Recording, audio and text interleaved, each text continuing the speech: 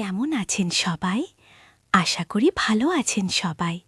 আমিও আপনাদের দোয়ায় অনেক ভালো আছি। আজকে একটি গল্প শেয়ার করতে যাচ্ছি। গল্পটি শুরু থেকে শেষ পর্যন্ত দেখার অনুরোধ রইল। চলুন তাহলে শুরু করি। আমার নাম আমেনা খাতুন। রাজশাহীর চারঘাট উপজেলার দক্ষিণপাড়া গ্রামে আমার শ্বশুর বাড়ি। স্বামী বহু বছর আগে চলে গেছেন। আমি একাই বাড়িতে আছি।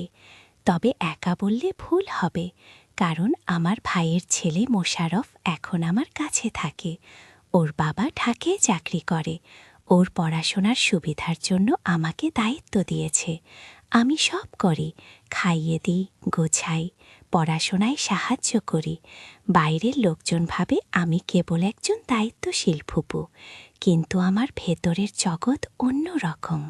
আমি প্রতিদিনের কাজ করতে করতে হঠাৎ টের পাই আমার মনে অদ্ভুত একটা টান তৈরি হচ্ছে।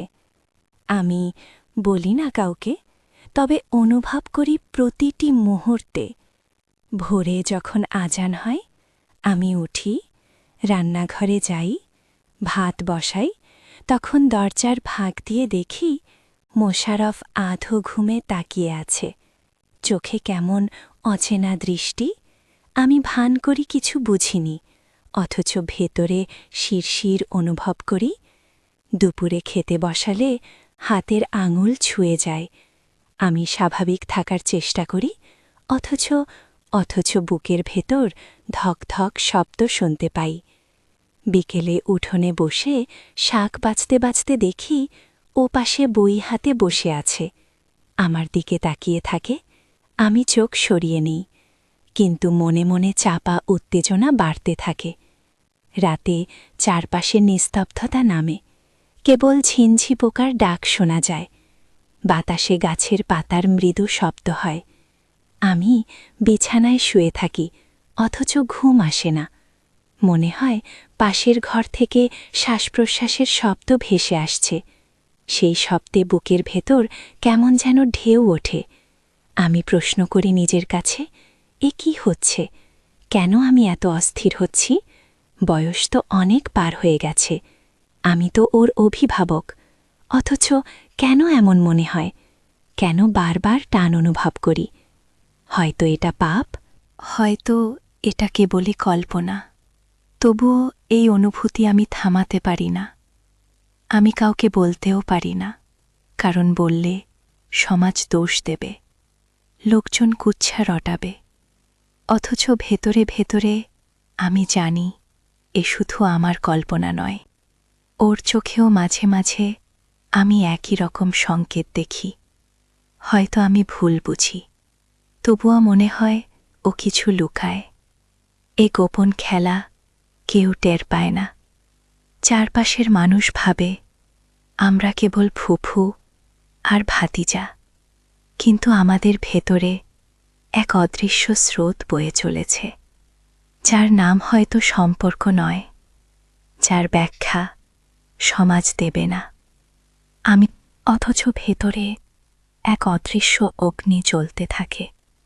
মাঝে মাঝে আয়নায় নিজের মুখ দেখি, চোখে ক্লান্তি, ঠোঁটে নিঃশব্দ কথা, বুকের ভেতরে গোপন দীর্ঘশ্বাস।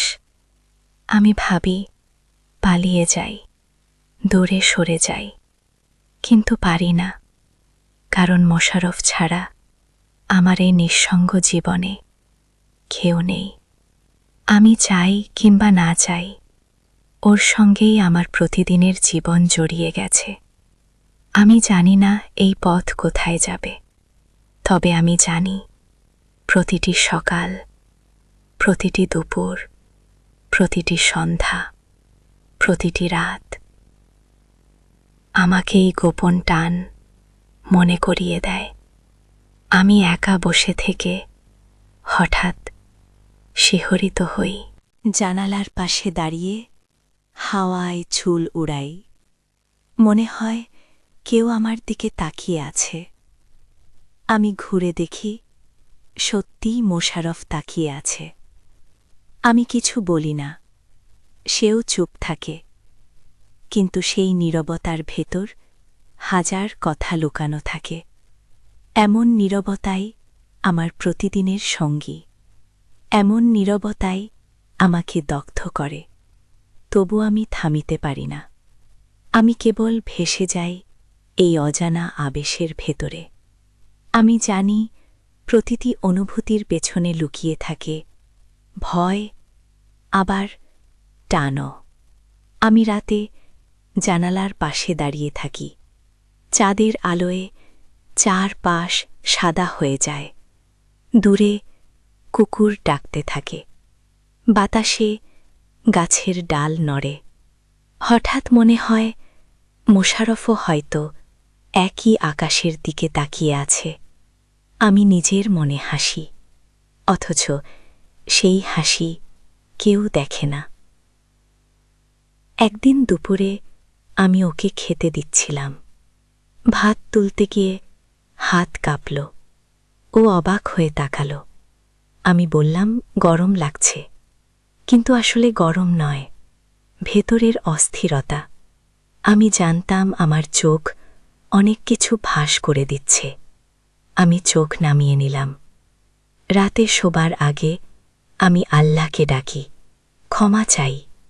বলি, আমি তো খারাপ কিছু করতে চাই না, শুধু হৃদয়ের ভেতর এক অজানা টান কাজ করে। আমি বুঝতে পারি এ পথ ঠিক নয়, কিন্তু আমি থামতে পারি না। মোশাররফ ও নীরব থাকে, তবে আমি ওর চোখে সেই একই প্রশ্ন দেখতে পাই। আমি মনে করি আমি একা ভুগছি, অথচ হয়তো ও একই ভেতরে লড়াই করছে। এই লড়াই কারো চোখে পড়ে না। বাইরে সবকিছু স্বাভাবিক। গ্রাম্য জীবন নিজের নিয়মে চলে।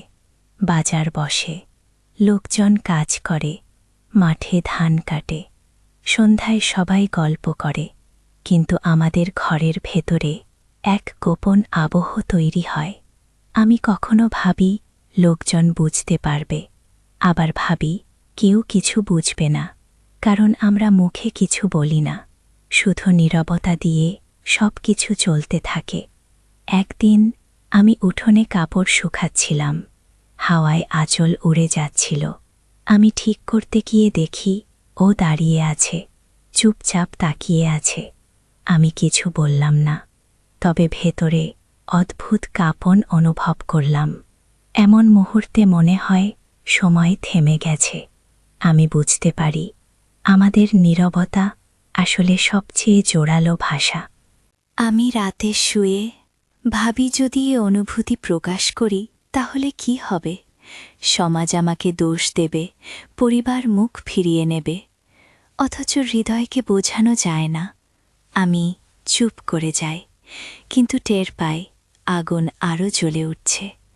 আমি আয়নায় নিজের মুখ দেখি, বয়সের রেখা ফুটে উঠেছে, কিন্তু ভেতরে আমি এখনো মেয়ের মতো শিহরিত হই। আমি লুকোতে চাই, আবার চাই না। আমি জানি না এ গল্প কোথায় গিয়ে শেষ হবে, তবে আমি জানি আমাদের প্রতিদিনের নীরবতায় একদিন হয়তো উত্তর হয়ে দাঁড়াবে। আমি কাউকে কিছু বলবো, আমি শুধু আমার ভেতরের কথাই বলছি। আমি জানি এ টান আমার জীবনের অবিচ্ছেদ্য অংশ হয়ে গেছে। আমি যেভাবেই পালাতে চাই না কেন, এ থেকে মুক্তি নেই। হয়তো এটাই নিয়তি। আমি শুধু ভেসে চলেছি। রাতের অন্ধকার, ভোরের আলো, দুপুরের রোদ, বিকেলের হাওয়া, সব কিছু যেন আমাকে বারবার একই দিকে টেনে নিচ্ছে। আমি থামতে চাই, অথচ থামতে পারছি না। আমি জানি আমার প্রতিটি নিঃশ্বাস এখন এক অদৃশ্য রহস্যে ভরা। আমি নীরবে বাঁচি, নীরবে কাঁদি, নীরবে হাসি। নীরবতায় আমার সঙ্গী, নীরবতায় আমার ভাষা। আমি ভেতরে ভেতরে প্রতিদিন আরও বেশি জড়িয়ে যাচ্ছি, অথচ বাইরে নির্লিপ্ত মুখ করে চলি। সকালে যখন উঠি তখন মনে হয় আজ হয়তো সব কিছু ভুলে যাব। আবার দুপুরে কিংবা বিকেলে কোনো না কোনো মুহূর্তে মনে করিয়ে দেয় আমি ভুলতে পারব না। মোশাররফ যখন বই নিয়ে বসে থাকে, আমি দূর থেকে তাকাই, চোখ ফেরাতে চাই, কিন্তু চোখ ফেরাতে পারি না। বুকের ভেতর অস্থিরতা জমে ওঠে। আমি চুপ করে রান্নাঘরে চলে যাই। হাঁড়ির ঢাকনা তুলে ভাত দেখি, অথচ মন থাকে অন্যত্র। কখনো মনে হয় আমি পাগল হয়ে যাচ্ছি, এমন এক যুদ্ধ লড়ছি যা কাউকে বোঝানো যায় না। আমি জানি এটা বলা যাবে না, সমাজ মানবে না, তবুও ভেতরে ভেতরে এক স্রোত বয়ে চলে। একদিন সন্ধ্যায় আমি উঠোনে বসেছিলাম। আকাশে লাল আভা, পাখির ডাক, চারদিকে গ্রাম্য নিস্তব্ধতা।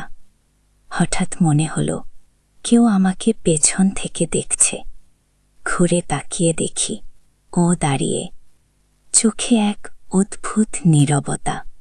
আমি বুঝতে পারলাম কিছু না বলেও অনেক কিছু বলে ফেলেছি। আমি উঠে ঘরে চলে গেলাম। দরজা বন্ধ করে আয়নায় তাকালাম। আমার মুখে স্পষ্ট টান। আমি কাঁপছিলাম, অথচ ভয় আর আকর্ষণ একসাথে কাজ করছিল।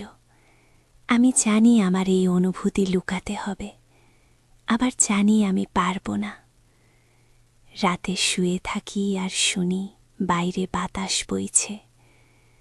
মনে হয় সেই বাতাসই যেন বারবার ডাক দিচ্ছে। আমি চাদর টেনে নিই, কিন্তু ভেতরের আগুন ঢাকি না।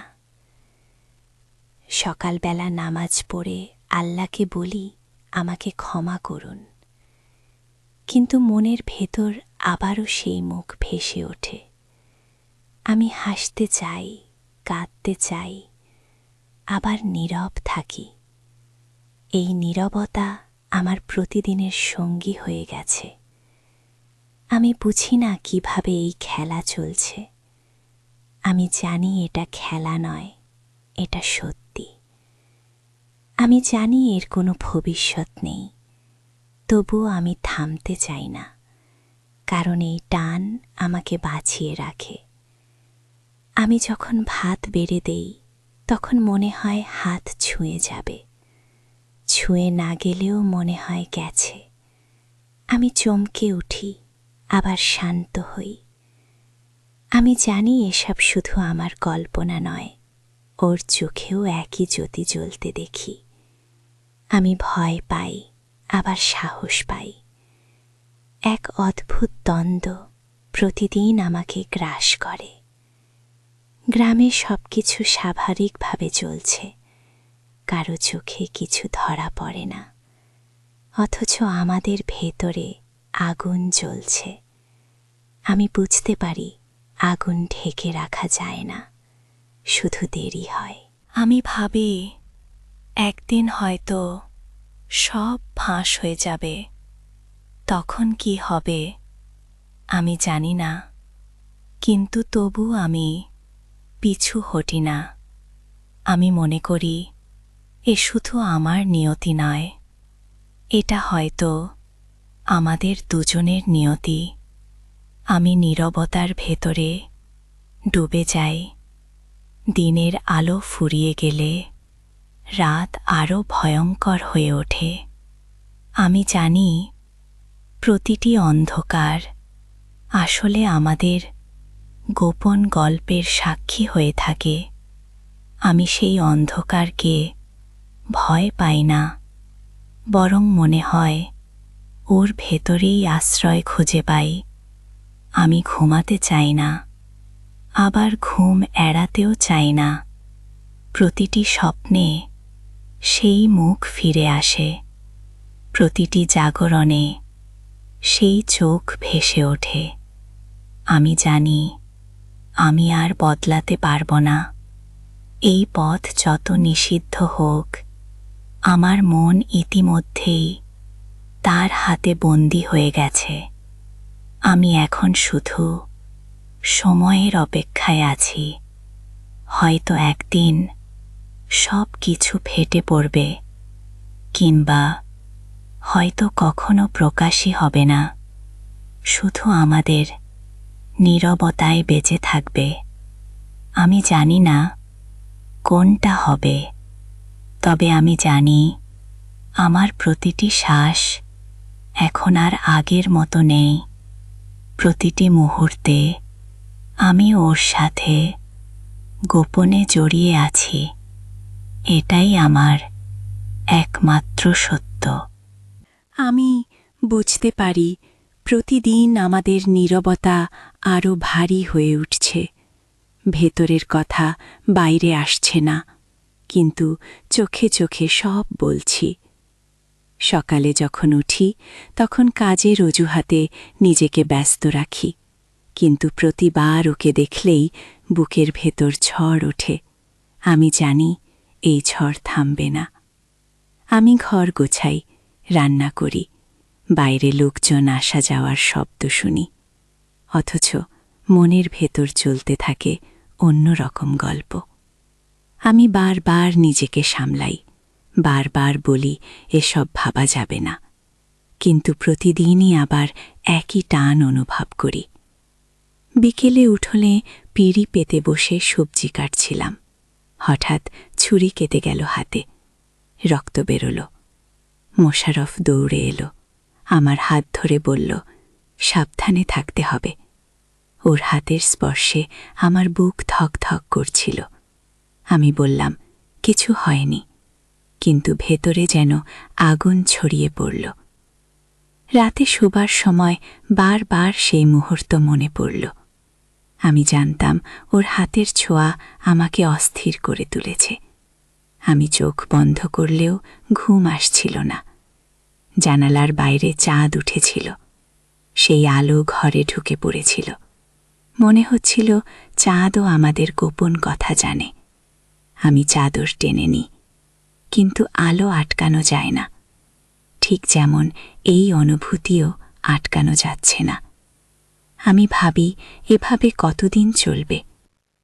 আমি ভয় পাই লোকজন কিছু বুঝে ফেলবে।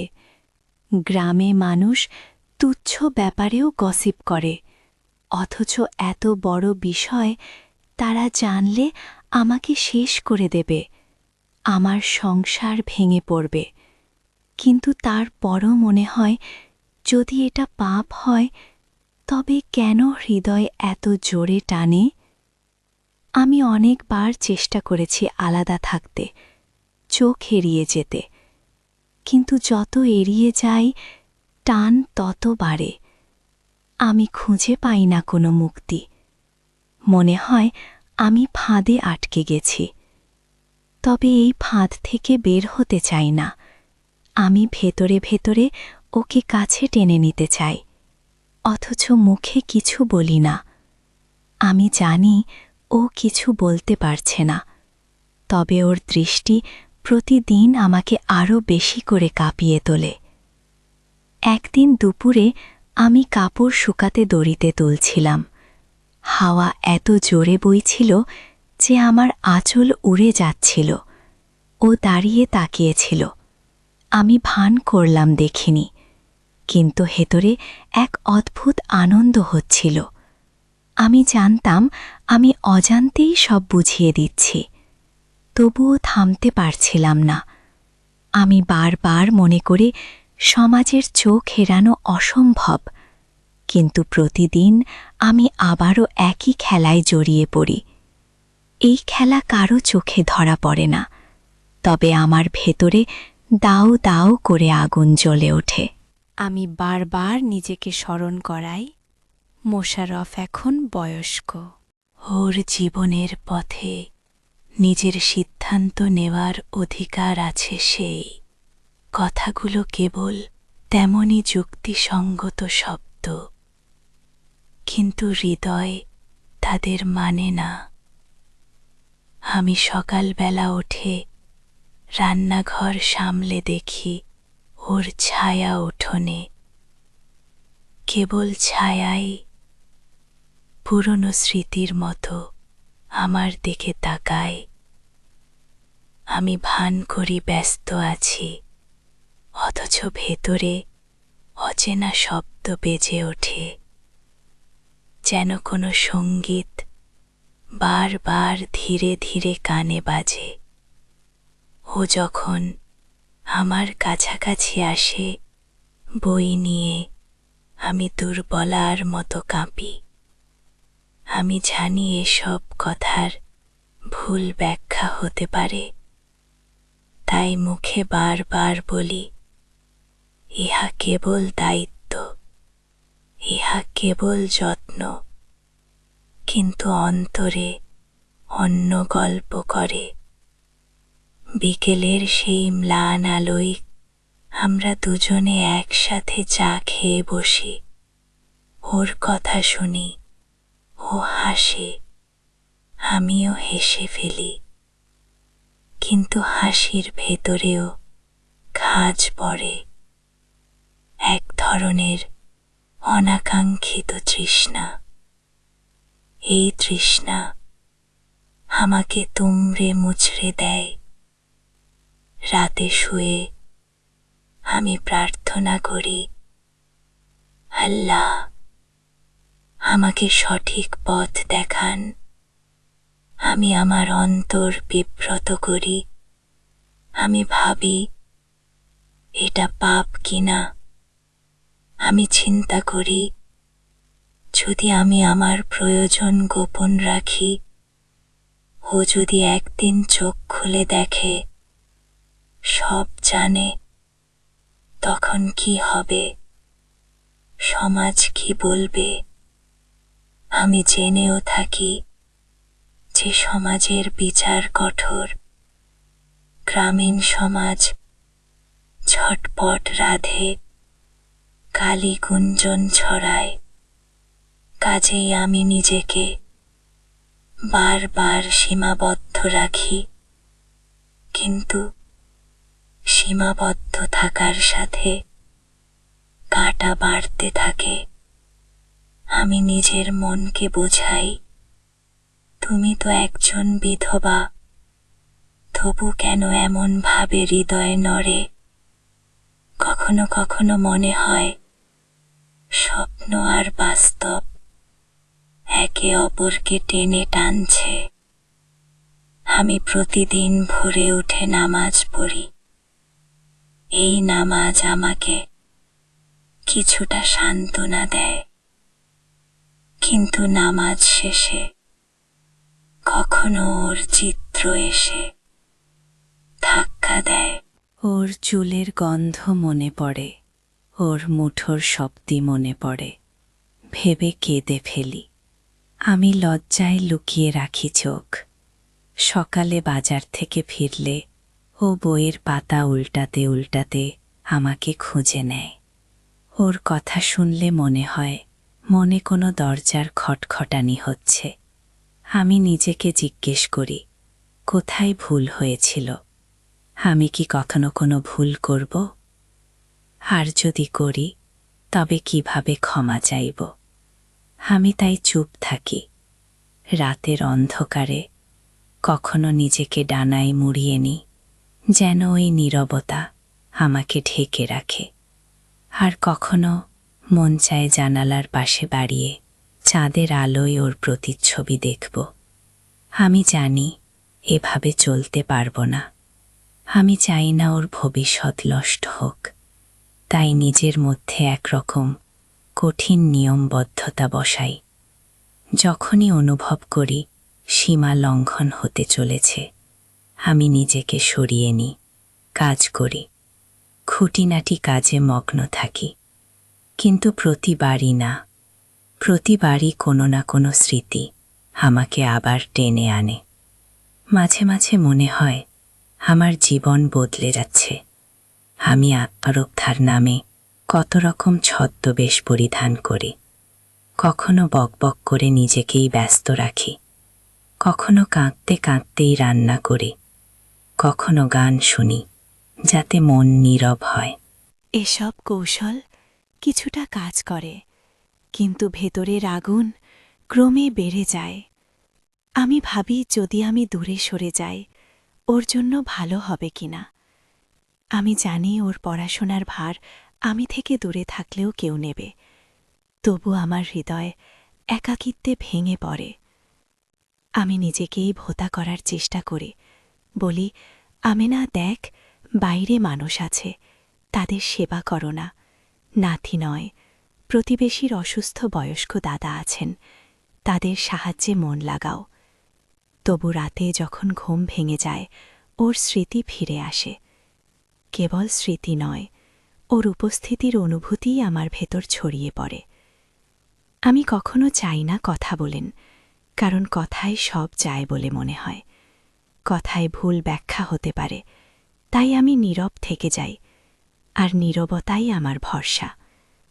আবার কখনো মনে হয়, যদি ওর সাথে সব খোলাখুলি করে বলি, হয়তো ওর সদিচ্ছা বুঝতে পারব, হয়তো ওরও ভেতরে কিছু আছে। কিন্তু আমি জানি, এই রহস্য উন্মোচন করা দরকার হলে সেটা সবার সম্মুখে আলোড়ন তুলবে। আমি চাই না ওর পরিবার কষ্ট পায়, তাই আমার নীরবতা স্বেচ্ছায় নেয়া শাস্তি। অনেক রাত আমি আয়নায় তোর মুখ দেখি, দেখি কতটা ভাঙা। আমি দেখি চোখে গভীর তৃষ্ণা, কোন পথে এগোবে জানি না। তবুও আমি প্রতিদিন সকালে উঠে নতুন করে চেষ্টা করি। আমার জীবন এখন আগের মতো শান্ত নৈবেদ্য থেকে গেছে না। প্রতিটি পদক্ষেপে আমি নিজের অতীতকে ভুলে থাকার চেষ্টা করি, আবারও ফিরে পেয়ে নিজেকে ধমকাই।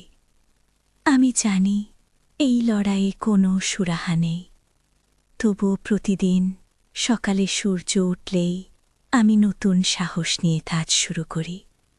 আর সেই কাজকর্মের মাঝে মাঝে মাঝে পাই শান্তির টুকরো। তখন মনে হয় সত্যি বাঁচার মতো কিছু আছে।